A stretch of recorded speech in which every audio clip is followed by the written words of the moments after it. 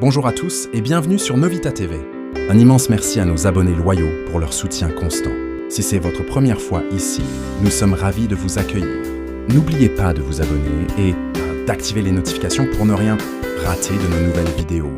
Rejoignez notre fantastique communauté et ne manquez aucune de nos passionnantes aventures. Votre soutien est essentiel, alors cliquez sur s'abonner et partez avec nous. Bonjour, chers membres de la famille, et soyez les bienvenus. C'est avec une immense joie que je vous retrouve ici aujourd'hui. Comme vous le savez, nous avons déjà entamé nos activités et je ne peux que vous exhorter à vous abonner si vous êtes ici pour la première fois, pour rejoindre cette belle aventure. Ensemble, nous allons reconstruire cette communauté, la rendre plus forte et plus vibrante que jamais. Pour les anciens membres de la communauté de l'ancienne chaîne qui retrouve cet espace, je vous souhaite la plus cordiale bienvenue. Votre présence ici est d'une importance capitale et je suis particulièrement ravi de vous voir. Vous qui avez fait preuve de fidélité envers notre cause. Je voudrais saluer notamment Monsieur Franklin Irunga Moanda, Madame Fanny, ainsi que notre cher Marois Paulin et Emmanuel Kapinungu, un vieux camarade de Novita 1 qui regagne enfin son foyer. Je tiens à vous accueillir tous chaleureusement. Quand la famille se retrouve, même le silence devient une fête. Et franchement, vous revoir ici, c'est comme retrouver des cousins perdus de vue depuis longtemps. On dirait une réunion familiale où tout le monde arrive avec son histoire, son énergie et surtout sa fidélité. Tous les abonnés, vous êtes comme les piliers d'une maison qui reprend vie dès que vous franchissez la porte. Ici, vous n'êtes pas des abonnés, vous êtes la fondation. Passons maintenant à un sujet d'une gravité extrême, qui concerne les affaires intérieures du Congo. Le sujet brûlant du moment est la proposition de modification, voire de changement intégral de la Constitution du Congo, qui continue de susciter des débats et des controverses au sein de la classe politique congolaise. Dans un pays où l'opposition n'opère pas en adéquation avec les réalités nationales, c'est la nation qui se trouve dans une situation précaire, puisque cette opposition devient un obstacle majeur à la sécurisation de ses institutions et à la préservation de sa souveraineté. Quand le toit fuit, ce n'est pas le moment de discuter de la couleur des tuiles. Et c'est exactement ce que fait une partie de l'opposition. Elle débat, elle crie, elle gesticule, pendant que la maison prend l'eau. Au lieu de protéger les institutions, certains préfèrent jouer aux équilibristes politiques. Résultat, le pays avance avec un frein à main tirée. Une opposition qui ne s'aligne pas sur les réalités nationales. C'est comme un copilote qui lit la carte à l'envers. Il est important de se poser une question fondamentale. Quel pays peut véritablement être vaincu par ses voisins sur l'ensemble ? De son peuple est conscient? Cela n'a jamais été une question de faiblesse militaire, mais plutôt de la conscience et d'engagement de ses citoyens envers leur nation. Actuellement, l'opposition congolaise semble agir selon les désirs de ceux qui cherchent à maintenir le Congo dans un état stagnant et sans perspective. Des investissements externes sont en cours pour inciter les opposants à perpétuer des initiatives qui freinent l'élaboration d'une constitution qui serait véritablement représentative des réalités du pays. Un peuple éveillé vaut 1000 armées. Et c'est là que tout se joue, la conscience nationale. Ce n'est pas la force des voisins qui menace le Congo, mais la faiblesse de ceux qui préfèrent les agendas étrangers aux intérêts du pays. Quand l'opposition devient un instrument de manipulation, elle cesse d'être une force politique et devient un simple écho. Et pendant ce temps, ceux qui veulent voir le Congo stagner investissent, manipulent et tirent les ficelles comme dans un vieux théâtre. En réalité, s'il existe un moment propice pour procéder à un amendement constitutionnel au Congo, c'est indubitablement maintenant.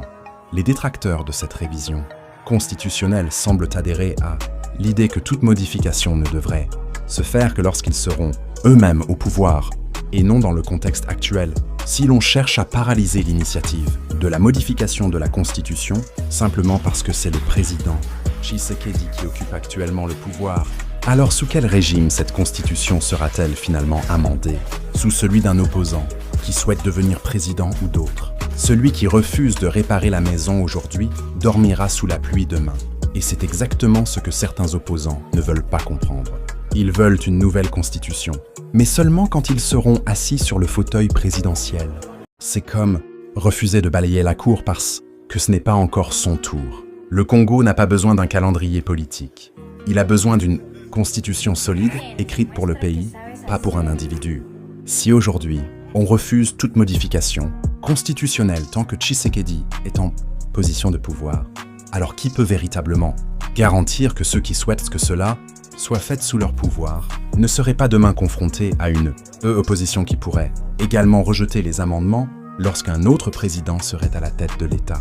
Ainsi, si le Congo s'engage sur cette voie de boycott de sa révision constitutionnelle, juste à cause de la personne qui est actuellement au pouvoir, alors le Congo ne parviendra jamais à établir une constitution qui serait réellement rédigée par les enfants de la nation et non aux étrangers, comme c'est fut en 2006. Si chacun attend son tour pour faire le bien ne viendra jamais. Et c'est là le piège. Si chaque camp bloque les réformes quand il n'est pas au pouvoir, alors aucune réforme ne verra jamais le jour. Le Congo restera prisonnier d'une constitution écrite par d'autres, pour d'autres, dans un autre contexte. Le pays n'a pas besoin d'un texte qui attend un président idéal. Il a besoin d'un texte qui protège la nation, peu importe qui occupe le fauteuil. Pour mieux illustrer cela, prenons un parallèle avec les tensions entre les États-Unis et l'Iran. Si l'on compare la puissance militaire des États-Unis à celle de l'Iran, il est indubitable que l'Iran ne pourrait pas résister face au redoutable complexe américano-israélien.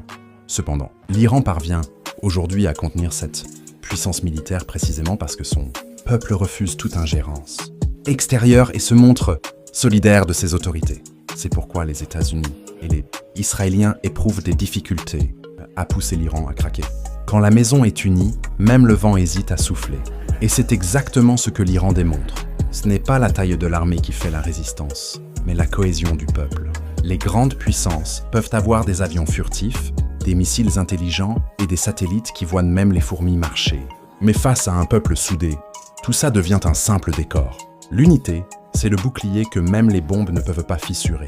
Il est à souligner que, lorsqu'une nation soutient ses institutions et ses autorités, même les forces militaires les plus redoutables du monde ne peuvent la soumettre. L'histoire nous enseigne que des revers militaires ont été infligés aux grandes puissances, telles que les États-Unis au Vietnam et en Afghanistan, ainsi que la déroute de l'Union soviétique en Afghanistan, malgré son statut de superpuissance à l'époque. Ces puissances ont échoué face à des peuples unis autour de leur leader.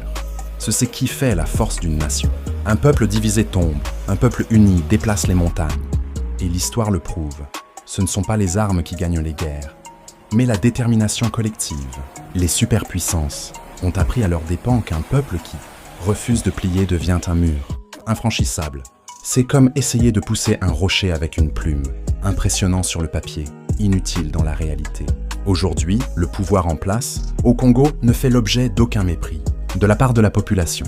Sinon, nous assisterions à un vaste mouvement de mobilisation pour des manifestations publiques. Actuellement, chaque tentative de manifestation ou d'appel à une journée, ville morte, a échoué, témoignant ainsi du soutien tangible dont bénéficie le gouvernement actuel. Ce contraste est frappant par rapport à la période de Joseph Kabila, qui subissait une pression populaire considérable. Quand le peuple ne crie pas, c'est que le chef marche dans la bonne direction. Et c'est visible. Les appels à la contestation tombent à plat comme un ballon dégonflé. Les gens ne suivent pas parce qu'ils ne se sentent pas trahis.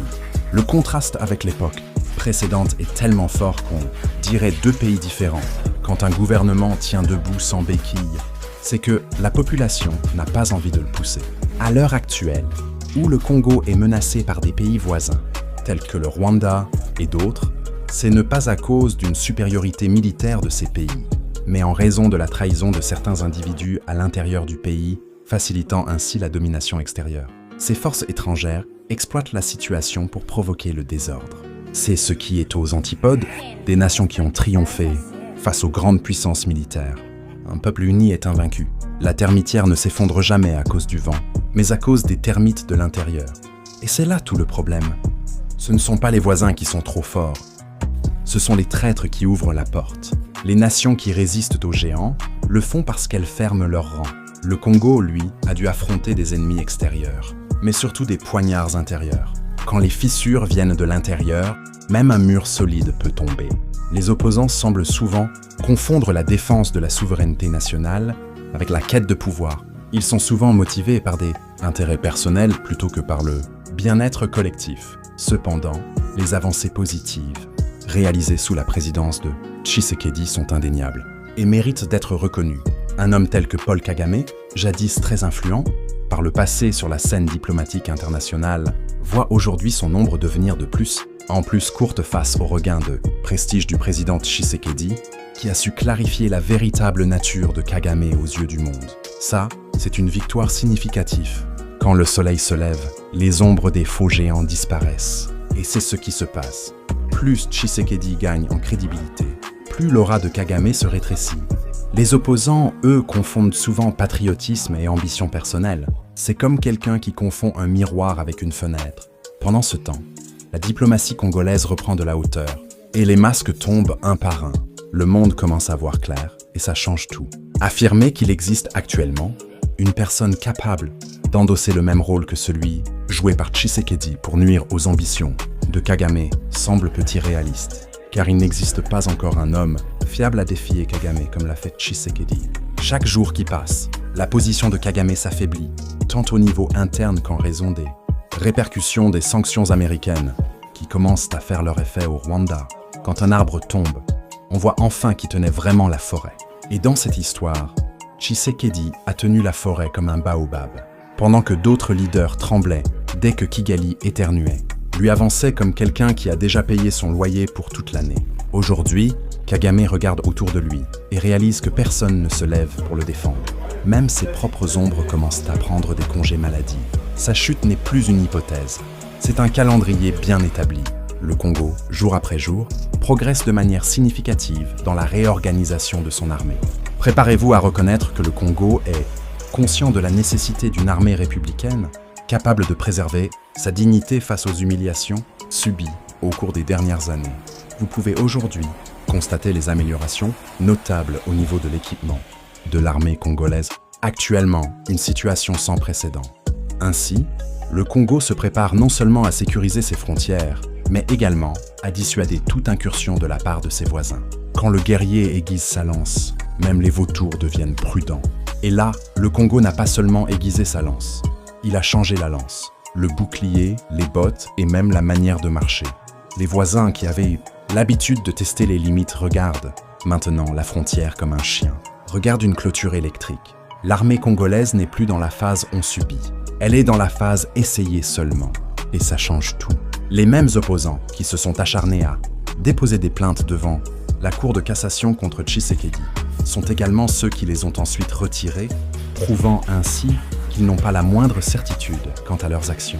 Se trouver dans l'opposition ne signifie pas systématiquement contester. Cela peut également impliquer le soutien aux initiatives bénéfiques pour l'ensemble de la nation. Pourtant, l'opposition congolaise semble souvent trop focalisée sur sa quête de pouvoir, au détriment de l'intérêt national. En écoutant un opposant congolais s'exprimer, il devient évident que leurs préoccupations relèvent davantage de l'égocentrisme que d'une véritable vision pour le pays. Quand le tambour change de main, certains danseurs perdent le rythme. Et c'est exactement ce qui arrive.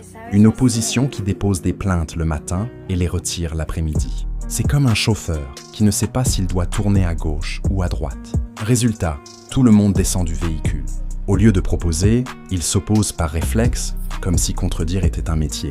On dirait qu'ils veulent ce pouvoir juste pour dire « c'est à mon tour », sans savoir quoi faire une fois assis sur la chaise. Il est impératif pour le Congo de procéder à une révision de cette constitution qui a été la source de tant de malheurs durant les 3 dernières décennies.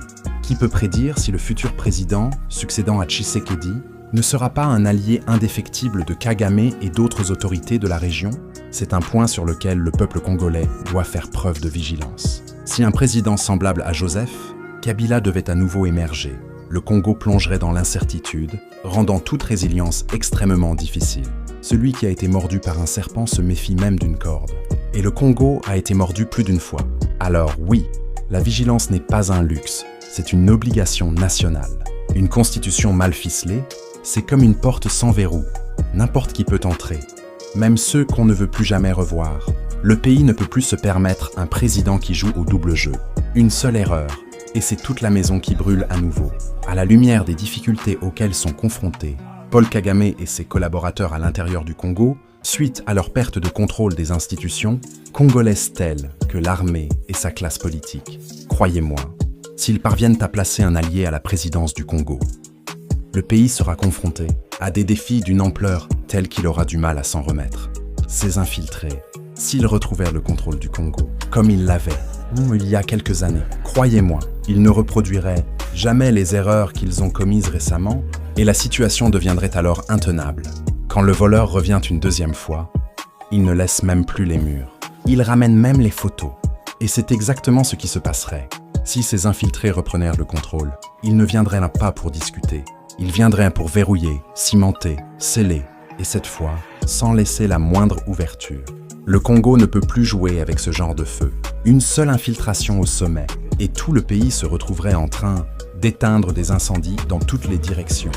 La leçon est simple, ne jamais redonner les clés de la maison à ceux qui l'ont déjà vendue en douce. Voilà. Merci infiniment d'avoir regardé cette vidéo jusqu'au bout. Nous espérons que vous avez trouvé notre contenu aussi passionnant qu'enrichissant. Votre engagement signifie énormément pour nous. Alors, si cette vidéo vous a plu, n'oubliez pas de la liker, de la partager avec vos amis et de laisser un commentaire ci-dessous. Un grand merci à nos fidèles abonnés pour votre soutien continu. Vous êtes la force qui nous pousse à continuer de créer et de partager. Et si vous êtes nouveau ici, bienvenue dans notre communauté. Nous serions ravis de vous compter parmi nous. Alors n'oubliez pas de vous abonner et de cliquer sur la cloche pour ne manquer aucune de nos futures vidéos. Rejoignez la communauté Novita TV et ensemble, continuons à explorer, apprendre et grandir.